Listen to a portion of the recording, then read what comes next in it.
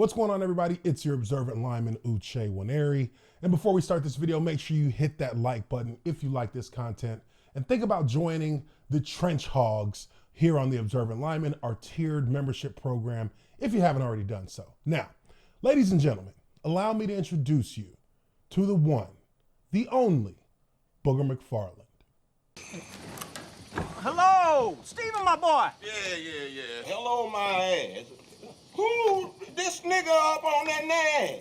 You know, unfortunately, I've seen this too many times. Played in the NFL almost a decade. You played a long time. We've been around it for a long time. And oftentimes, young players, especially, and I'm going to go here, especially young African-American players. I asked you, who this nigga on that name? Hey, Snowball. You wanna know my name or the name of my horse? You ask me. Because they make up 70% of this league. They come into this league and they ask themselves the wrong thing. They come into the league saying not, how can I be a better player?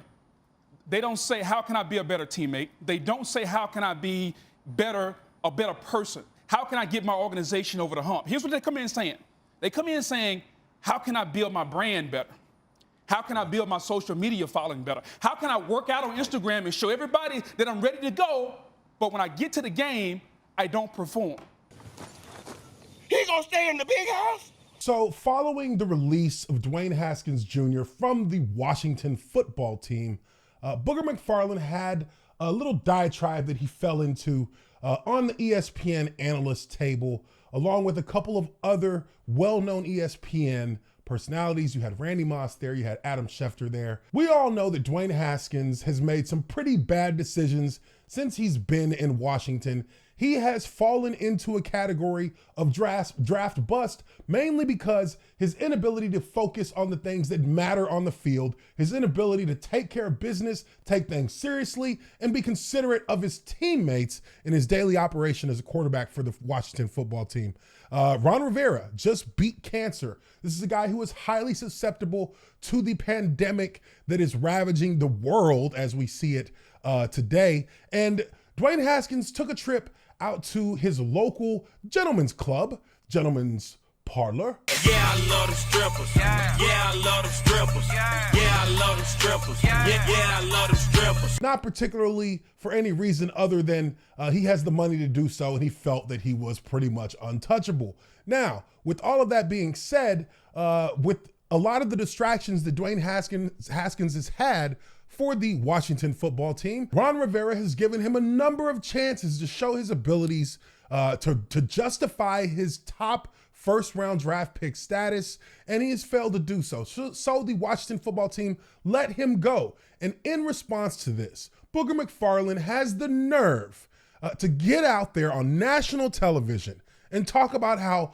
mostly African-American players in the NFL are overly concerned about building their brand and aren't focused enough on playing football. Even Randy Moss can see that you are on a slippery slope when you begin to generalize an entire group of athletes, many of whom have been responsible grown adults in the field of football and off the field. You look at players like Lamar Jackson. That's a player who's built his brand on being the ultimate team guy, thinking of his other teammates before thinking of himself. Yes, he's on the cover of Madden 21. Not necessarily the crowning achievement that it once was for a football series that has shown that it doesn't have the will or the way of improving its gameplay mechanics. There's a long list of NFL players, including many who are African-American, who have responsibly held down their role on their team, been productive, been contributors on the field on Sundays, and have still built brands to help promote themselves outside of the game.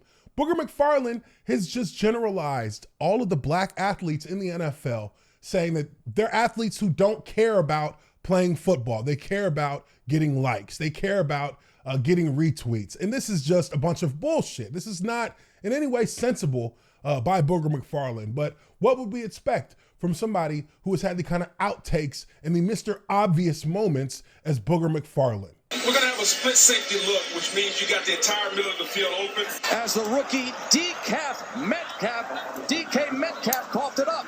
Hey, we're going to put the cigar in our mouth. I didn't see them all. I've heard about the guys Jim Brown and O.J. Simpson and Jerry Rice and those guys. But I do think Tom Brady's the greatest quarterback this game has ever seen. Now, when you talk about players who have mismanaged the balancing act of being a public figure and being an elite level athlete, I can look at plenty of Caucasian football players who have had those issues in their careers. Some of the greatest busts in NFL history. For example, Johnny Manziel. Money Manziel, as many knew him. This was a quarterback who set the college football world on fire, but his antics off the field were just as destructive as his amazing plays were for his career as a college athlete. When he made it to the NFL, money was added to the equation, and this made for a ticking time bomb in which Johnny Manziel became the most self-destructive player in the NFL.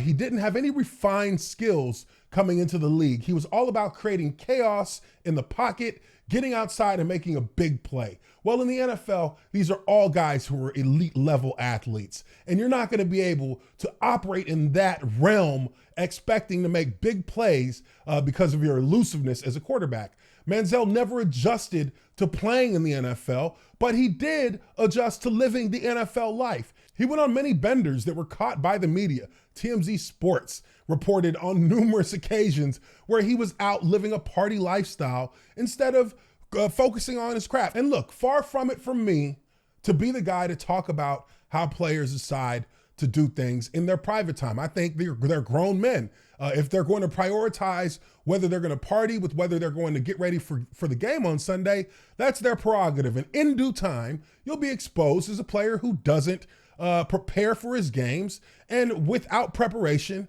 you'll more than likely face defeat in almost every scenario in the NFL. So you'll be exposed soon enough for being a fraud. But for Booger McFarland to come out and say that that's the culture with black NFL athletes is just beyond ridiculous, and just speaks to another reason why I look at him personally as Steven from Django Unchained, and how he took this opportunity in front of these Caucasian analyst members to belittle his own group of people, a brotherhood that he comes from as an athlete in the NFL, to belittle an entire group of people within the league that you played, within the league that gave you the ability and gave you the opportunity to be where you were, sitting at that desk, spewing that garbage out of your mouth. Yet you think that makes you some kind of mentor to players, some kind of inspiration that we should look up and heed your words. A lot of these players are doing just fine without hearing Booger McFarland spew out this generalizations that really don't make sense when you think about it in the long run. Booger McFarland really, got it wrong with this. There are plenty of athletes that you can go through, whether they be white, black, or whatever, who have mismanaged their money, mismanaged their expectations. Tua Tagovailoa, he just said the other week that he thought that the NFL was easier than he imagined it'd be. And 2 weeks later, he was wrecked because of that.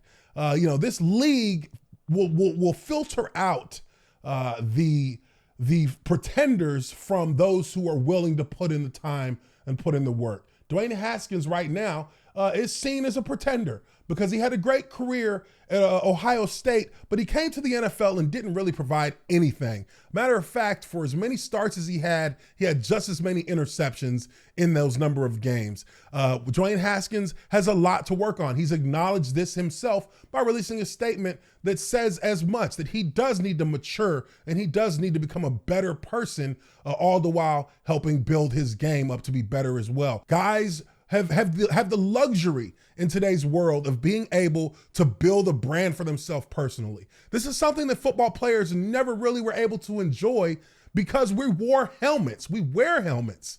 The faces aren't as visible. We're not as noticeable in the public eye like you would see with basketball players. So for football players to finally be taking advantage of those opportunities to market themselves and to build a brand that will last longer than their career, you should be praising that. You should be, talking more about the business acumen that a lot of these players have, as compared to, 10, 15, 20 years ago when you played the game, Booger. It seems to me more like you're pissed off that these guys are out there getting their shine on, because I never saw Dwayne Haskins online trying to really build his brand for anything. We saw him at a strip club without a mask on. And really, that was an outrage to people because of the situation with his head coach, a guy who's just recovering from cancer and who is highly susceptible to being in big danger if he was to pick up the beer bug.